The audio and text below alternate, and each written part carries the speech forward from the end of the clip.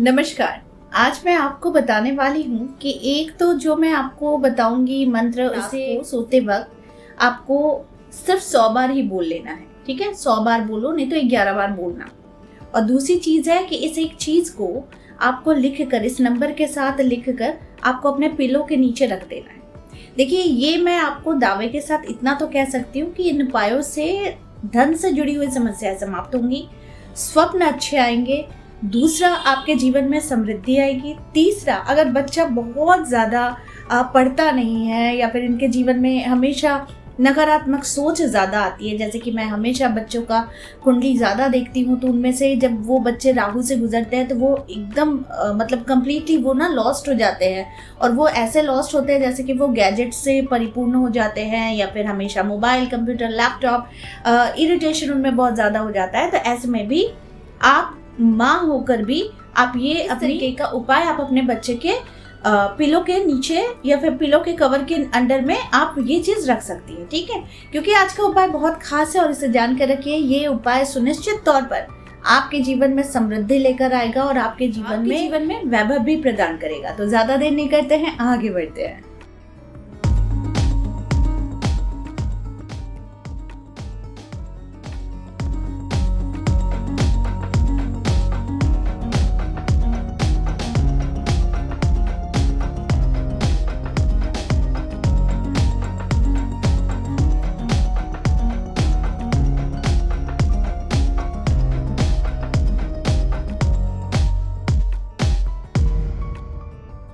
दोस्तों, जब हम कोई शब्द बोलते हैं ना, तो ये शब्द में वो वाइब्रेशन है जो तरंगों की तरफ फैलती है। तो इसीलिए शब्द का चुनाव बहुत सोच समझकर करना चाहिए। और अगर आप इस तरीके के कोई उपाय अगर ढूंढते रहते हैं तो अपने जीवन में समृद्धि की ही कामना करते हैं, तो ऐसे में आज का उपाय आपके जीवन को बदलने के लिए काफी है। तो आज मैं जिस उपाय की बात कर रही हूँ, सबसे पहले तो ये जान लीजिए कि ये उपाय कोई भी कर सकता है। आप अपने बच्चे के लिए भी कर सकते हैं, आप अपने पति के लिए कर सकते हैं, भाई बहन के लिए कर सकते हैं, माता पिता के लिए भी कर सकते हैं। तो जिस नंबर की मैं बात कर रही हूँ वो सबसे पहले नंबर है 1176। देखिए, 1176 जो नंबर है ये एक अट्रैक्शन नंबर है, प्लस ये इसे हम एंजेलिक नंबर भी कहते हैं।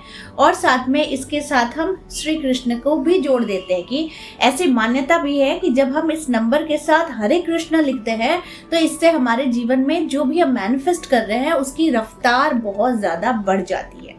तो उसी प्रकार से हम करेंगे 1176 और साथ में हरे कृष्णा। ठीक है, इसे मैंने बहुत पहले एक वीडियो में भी बताया था और इसके काफी अच्छे परिणाम भी आए। इस नंबर को आपको किसी भी सफेद कागज में लिख लेना है और उसमें लिखना है 1176 हरे कृष्णा। ये पहले ऊपर का लाइन में होगा।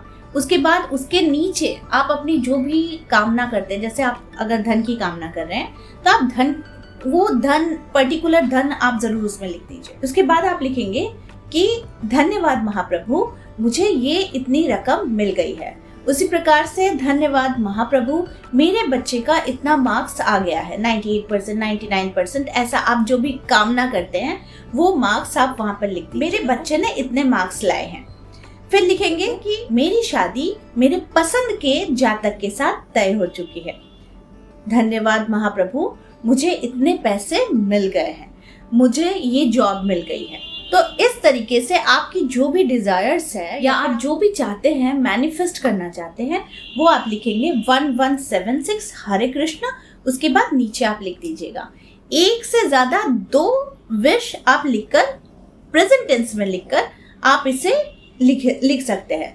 ज्यादा नहीं लिखिएगा, क्योंकि देखिए आपको भी क्लियर होना है कि मुझे चाहिए क्या, इनिशियली क्या मुझे बहुत ज्यादा जरूरत है। ठीक है, इसके बाद आपने इसे लिखा, लिखने के बाद इसे हाथों में लिया और 100 बार आप कहेंगे ओम शंभु तेजसे नमः, शंभु तेजसे नमः। याद रखिए, ये सारे नाम मैं आपको इसलिए बता रही हूँ क्योंकि आप ईश्वर की अलग अलग भक्ति नहीं कर सकते हैं, लेकिन जब आप प्रार्थना करते हैं तो आपकी प्रार्थना में इतनी शक्ति होती है कि ईश्वर आपको अपनी प्रेजेंस का एहसास आपको जरूर दिलाते हैं। तो उसी प्रकार से जब आप रात को लिखेंगे ये नंबर हरे कृष्ण के साथ, उसके बाद आप कहेंगे ओम शंभु तेजसे नमः, यानी कि भगवान श्री कृष्ण की महिमा भी आपके साथ है और भगवान भोलेनाथ की भी महिमा आपके साथ है, क्योंकि श्री कृष्ण और शंभु अलग नहीं है। इसीलिए आप जब इन दोनों नामों का आप स्मरण करते हैं तो याद रखिए, ब्रह्मांड की सृष्टि, ब्रह्मांड में कंपन होती है और ब्रह्मांड आपकी सारी इच्छाओं को पूर्ण करने में लग जाते हैं। ये तो है मैनिफेस्टेशन की टेक्निक, लेकिन क्या आपको पता है कि इससे आपको एक और बेनिफिट हो सकता है? इससे मानसिक तनाव अगर होता है तो ये तनाव भी घट जाता है। ठीक है, तो इसलिए इसका जब हम उच्चारण करते हैं, क्योंकि बच्चा जो है ना, बच्चे को आप पूजा पाठ कराओ तो ये एक अच्छी आदत में कन्वर्ट होती है, लेकिन जब वो बच्चा बहुत पढ़ाई की प्रेशर में रहता है ना, तो उन्हें पूजा पाठ भी नहीं समझ में आता। तो ऐसे में जब आप ये एक चिट्ठा बनाते हैं और इस चिट्ठे को बच्चे के पिलो कवर के अंदर डाल दीजिए, बड़े के पिलो कवर के अंदर डाल दीजिए। अगर आप अपने माता पिता के लिए कर रहे हैं तो उनके पिलो के कवर के अंदर में डाल दीजिए, नहीं तो आप अगर अपने लिए कर रहे हैं तो आप भी अपने पिलो कवर के अंदर में इसे रख दीजिए। कब तक रखिएगा? आप इसे रखिएगा कम से कम 1 महीने तक। 1 महीने के बाद ये आपकी सारी नेगेटिव ऊर्जाओं को ले लेता है और ये आपके अंदर बहुत पॉजिटिविटी स्प्रेड कर देता है। इस कागज को आप कभी भी बदल सकते हैं, लेकिन मैं कहती हूँ कि इस कागज को पिलो कवर के अंदर रख कर आपको कम से कम 1 महीने तक उसे वैसे ही रहने देना है। उसके बाद उस कागज को आप फिर से निकालिए, फिर से पढ़िए। अगर आपको लगता है कि नहीं, ये थोड़ा सा मैं फ्रेशली लिखूंगा या फिर आपकी कोई विश पूरी हो गई है, तो फिर आप इसे पानी में भिगोकर आप इसे बाहर कर दें। जैसे भी हो, आपके अगर नदी है, तालाब है, गंगा है, तो वहां पर आप डाल दीजिए। दूसरी बात, अगर आपको लगता है कि आपको फ्रेश करना है तो आप एक नई कागज लीजिए और उसमें 1176 हरे कृष्णा और साथ में नीचे आप अपनी विश लिख दीजिए। ठीक है, उसके बाद उसे फिर पिलो कवर में रख दीजिए। देखिए, ये आपके ऊपर है, आप इसे कितने दिन तक रखना चाहती हैं, और ये भी इस पर डिपेंड करता है कि आपकी कौन सी विश पूरी हो गई है।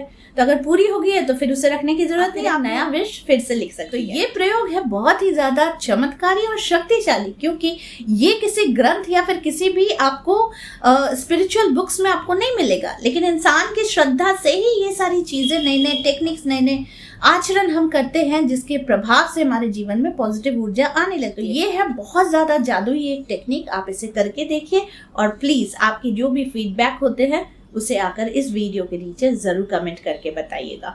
तो आई होप आज का वीडियो आप लोगों को अच्छा लगा होगा। इस तरह के वीडियोस मैं आप लोगों तक लाते रहूंगी। आज के लिए बस इतना ही, फिर मिलेंगे एक नए टॉपिक के साथ। तब तक के लिए आप सबको मेरा प्यार भरा नमस्कार।